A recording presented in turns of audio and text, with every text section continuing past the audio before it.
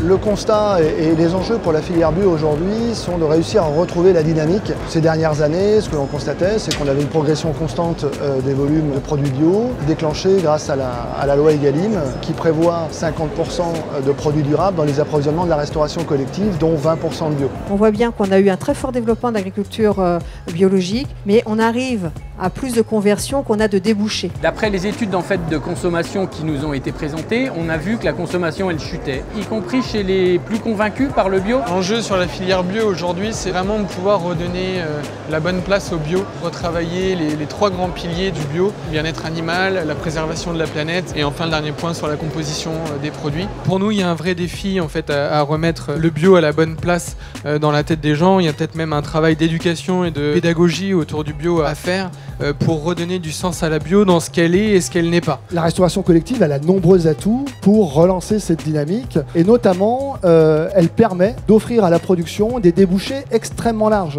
En restauration collective, on va de la crèche qui fait 50 couverts jusqu'à la cuisine centrale qui va faire 45 000 couverts par jour. L'alimentation, pour moi, c'est pas la 5e roue du carrosse. Pour certains élèves, c'est le seul repas équilibré de la journée. Il ne faut pas l'oublier aussi. Ouais. On a accompagné justement aussi les cuisiniers à aller voir sur une exploitation agricole, à aller voir un transformateur, comment ça se passait. C'est du local, c'est fait auprès de chez nous. Donc on peut aussi agir, soutenir cette économie-là dans l'assiette de nos lycéens, tout en jouant aussi sur la qualité de l'alimentation. Alors aujourd'hui, le rôle des industriels pour revaloriser la bio, ça passe notamment par la partie innovation et c'est notamment par la diminution des emballages. Actuellement, on a des groupes de travail afin de développer des pots de yaourt 100% recyclables. Il y a plusieurs leviers, bien évidemment, ça passe par la sensibilisation, que chacun puisse se comprendre, ça passe par la formation, par ces échanges des différentes pratiques. Les élus ont une part majeure de responsabilité, ils s'engagent sur des budgets, ils s'engagent sur une volonté politique. C'est important qu'il y ait des confrontations et vraiment un dialogue entre le producteur de légumes et puis le cuisinier qui va transformer un produit brut en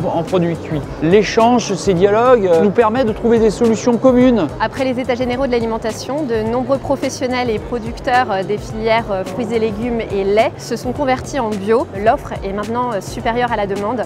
C'est pourquoi on a voulu lancer un programme pour soutenir justement les produits bio en France et en Europe. Nous allons proposer de nombreuses actions, notamment notre présence lors d'événements et salons professionnels. Et également, nous allons développer des formations à destination des professionnels de la restauration collective, notamment des acheteurs dans les cantines et des chefs cuisiniers, afin de les aider à intégrer plus de bio dans leur menu au quotidien.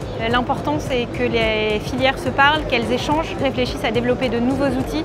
Et c'est grâce à ça qu'ensemble, avec Interfel, on va aider nos professionnels à prendre en main la bio.